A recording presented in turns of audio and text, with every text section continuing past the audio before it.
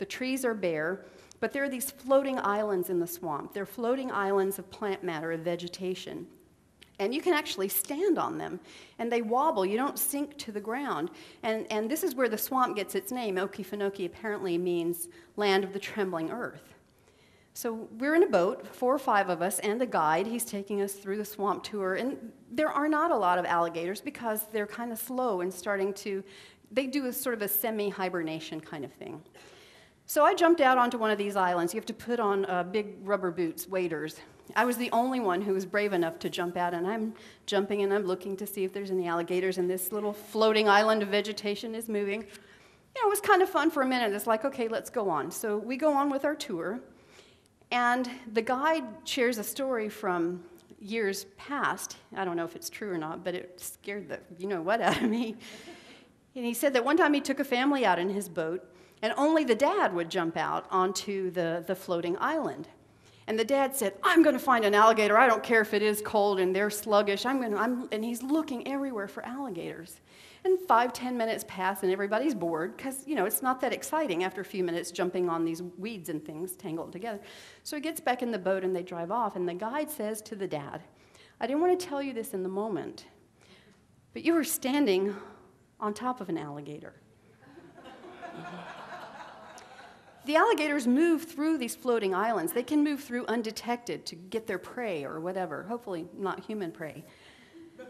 So apparently the man was standing on the partially exposed back of a 19-foot, 500-pound alligator. Somehow the guide knew who the alligator was. They're tagged or whatever. Yeah. He's looking for alligators, and he doesn't see any, but he is standing right on one. Okay, now, how many of us do some version of this with our gratitude? We're looking for it. Where is my good? Where is my demonstration? Where's my money? Where's my love? Where's my health? Where's my promotion at work? Where are all those great coworkers I'm calling in to enjoy being with every day? Yeah, so if you want abundance, you don't go looking for it. There's no place to go. You'll never find it if you go looking for it because it's not something that can be found. It's not lost. So it's antithetical to go look for something that's not lost and cannot be lost. We have to come from it. We can't go after it or in search of it. We have to come from it because wherever we are, we're standing right in it, right on it, like that alligator. Yeah. So imagine we go, oh, it was there all the time. Yeah, it was supporting me. My feet were right there. Yeah. The abundance is everywhere. It's already here. There's a very prolific author. Some of you may be familiar with him. He wrote 58 books, and his name is Robert Anton Wilson. And he said, this is one of his most famous quotes, the best place to hide something is out in the open. No one ever thinks to look there. So if our good is hidden, if it is indeed hidden from us, meaning we don't see it in the moment, it's right there in plain sight. We don't think to look there, do we? We think that it's far away from us, difficult to get to, and that it should take time and a lot of effort. We don't think, oh, it could be right there. Maybe if I just open my eyes a little bit. No one thinks to look there.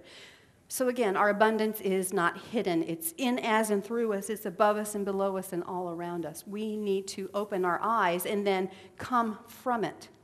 Use that good as a platform. I'm not suggesting anyone use an actual alligator as your platform, but use your abundance as a platform.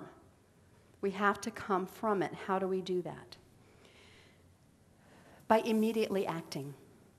By immediately acting as though we really understand this idea that we're already in the good, and we go ahead and become that person. We act from that knowledge, from that understanding, from that knowing. Gratitude is the great multiplier, but here's the thing. Each one of us, in and of ourselves, can become a great multiplier by living from gratitude. Have you thought of yourself ever as a great multiplier? And I don't mean you can do your times tables from 1 to 12 without a hitch. That's how we be a great multiplier in elementary school. But I'm talking about actually embodying, living from gratitude, and we ourselves becoming great multipliers.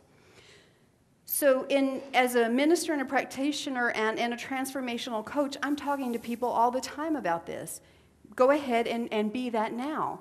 And one thing they say is, well, I can't because I don't have the resources. Usually it's like, I can't really do what I want to do or give what I want to give because I don't have any money, or I don't have enough money, or I can't do that hike until I lose 20 pounds, or da-da-da-da, right? The paradigm of the prerequisite. No. Let's say you have the vision of writing a check for $100,000 to a charitable organization that helps a cause you really believe in. Okay, and you come to one of us and we say, be that person now. And you look in your checkbook and say, well, I'd love to, and I don't have an extra $100,000 or $100,000 at all to do. What can you do? What can you do? Being the great multiplier doesn't mean you wait till you have that $100,000. Do you have $6? You could take a friend to coffee. You could smile at a stranger. You could help somebody do something. If you know a friend who's moving, you could help him or her pack. You could call a friend who lives far away who would be delighted to hear from you. You go ahead and become a person of increase. You don't need $100,000 to start doing that right now. What is one thing you could do today to multiply joy or connection or love or anything? It could be money. You could give $1 to a homeless person and feel good about that, but it doesn't have to be money. What if you know somebody who's shut in and it would delight them for you to take them on a little walk outside? Now, the universe doesn't know the difference between that and $100,000, does it? It doesn't. You can't measure good because everything is good. And when we actively participate in it, we're activating something. We're setting something in motion. We become the great multiplier. We participate in the multiplication that gratitude creates. And it's better when we do it consciously. Now, I want to throw a word out to you. It's not an unfamiliar word, but I'm really loving this word right now, and it's plenitude. I used to kind of think of it as plenty with an attitude. Plenty with an attitude. But now I think of it as plenty plus gratitude, or abundance plus gratitude. If you look at plenitude, it's often used as a synonym for abundance. But even more than that, plenitude means plenty, more than enough, right? More than enough of the good. And we've already established that we can't have that without the gratitude. So we always have abundance and gratitude. Abundance plus gratitude equals plenitude. We want to live from plenitude. We're standing in plenitude. We're breathing in plenitude. We're expressing it. Even if it doesn't look like we are, whatever we're doing is us expressing plenitude at the level of our willingness in the moment, or our awareness in the moment. Let's expand it. Let's bring that energy up, the frequency up. How do we do that? Well, like everything else, same way you get to Carnegie Hall. Yeah. How many of you have a gratitude practice? How many of you do your gratitude practice, dare I say, religiously? Yeah, sometimes we do it and we're very faithful to it, and sometimes it just, we forget, and then we pick it back up. Now, I have a friend who does a gratitude list every day no matter what, because it's the first thing she does in the morning. And she says, writing my gratitude list is the thing that gets me out of bed in the morning. That doesn't work for me. The thing that gets me out of bed in the morning is coffee. Can I get a witness? And when I told her that, she said, well, are you grateful for that coffee? I said, oh, yeah. She said, well, there's your gratitude practice. I'm like, wow, that was easy. So, yeah, I tend to do mine at night. I like to make my gratitude list at night. But regardless of what we do, we need to understand now that a gratitude practice is more than just doing something. It has two components, an exercise in doing plus a way of being. An exercise in doing, and that can be the gratitude list or a gratitude journal. If you read my article in Creative Thought for November, I talk about getting to the last page of my gratitude journal and looking back and seeing where the places that I wrote down and blessed that I've experienced increase over the 350 whatever pages in this spiral notebook. So that's a doing. That's a doing. Some people have a gratitude mantra. Some people have a gratitude prayer they say before meals or at certain times of the day. So that's a thing you do. That's a crucial part of the gratitude practice, is the thing you do. But the other side of it, and we don't talk about this one as much, is how we be. A gratitude practice as a state of being. What does that mean? So the things that we do as a practice, an exercise in doing, those are the things we're grateful for. We're acknowledging that we're grateful for. We're grateful for our health, for our life, for our work, for the people we love. Whatever, we're grateful for something.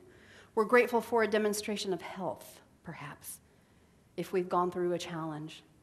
We're grateful for, but there's also being grateful in. And this piece is crucial. The willingness to be grateful in, no matter what is happening. That's a game changer, ladies and gentlemen. That's a game changer. So, for example, no one would ever choose a diagnosis of cancer, not for ourselves and not for anyone we love. Am I right? And sometimes that happens, doesn't it? Mm-hmm. I can't imagine there's one person in this room who hasn't been affected by somebody's diagnosis of cancer. We wouldn't choose it, but we can stand in truth and be grateful in that experience. You see what I mean? We can be grateful in that experience. In Philippians 4:11, Paul the Apostle writes, I have learned in whatsoever state I am, therein to be grateful. Now he's saying this having been imprisoned by the Romans and beaten and tortured and starved. It wasn't like when Martha Stewart went to prison. No, this was filthy and disgusting and disease-ridden and horrific. And still Paul says, I have learned in whatsoever state I am, therein to be grateful, not therefore to be grateful, but be grateful in that. We've read probably hundreds of stories of people who found themselves subjected to conditions or situations that were unbearable, and they found it within themselves to be grateful in those situations, and that changed everything. So we're grateful in, we're grateful for, and we're grateful in. An unhappy man goes to the rabbi and he says, Rabbi, I am so unhappy. My life is difficult. What can I do? The rabbi said, you find some things to be grateful for, because gratitude is the great multiplier, and where you put your gratitude, you will see increase. Do this and come back in a week. The man comes back in a week and he says, Rabbi, I can't find anything to be grateful for. My conditions are very challenging. There are 10 of us living in a one-room house with only a small yard. I can't be grateful. It's so difficult. The rabbi says, in that small yard, do you have a goat? And the man says, well, yes, we do. He said, go home and bring that goat in the house. 24 hours a day, 7 days a week, and you come back in a week and report to me. So the man comes back in a week. He says, oh, Rabbi, things are worse than ever. The goat is dirty, and it eats everything. And what little furniture we have, the goat is eating, and it's loud, and we can't sleep at night. The goat snores. And the rabbi said, so you're not grateful? The guy's like, no. So the rabbi says, go home, put the goat back out in your yard, and come back in a week. A week later, the man comes back, and the rabbi can see by the smile on the man's face that he's really happy. He's like, so, how's it going? And the man said, Rabbi, I'm so grateful. My family and I, the 10 of us, we have our wonderful house to ourselves, and it's clean and it's quiet. I am so grateful. Okay? It's all perspective, isn't it? So I'm not suggesting that if you're not able to be grateful where you are, that you make things worse and then get them better and then be grateful. How about go right to gratitude? Imaginally do whatever it means to bring a goat into your small house for a week. Go right to the gratitude. That's being grateful in. So whatever your practice looks like, make sure that you have a doing component and a being component, not just one or the other, but both of those in the spirit of wholeness. You want your gratitude to come from a place of absolute wholeness, and being a person of increase and counting your blessings. When we count, they multiply. And we're not talking about straight multiplication here, are we? we're talking about exponential growth and increase. Remember learning about exponents? 3 times 3 is 9, but 3 to the third power is 27. 5 times 5 is 25, and that's really good. But 5 to the fifth power is over 3,000. So imagine you being the great multiplier, bringing your sense of exponential increase to everything you do. Yeah. When you create harmony, when you put yourself on the wavelength of that good, it must manifest. This is not philosophy, this is physics, and it's the truth, and it's absolutely wonderful, and so are you, and so it is. Namaste.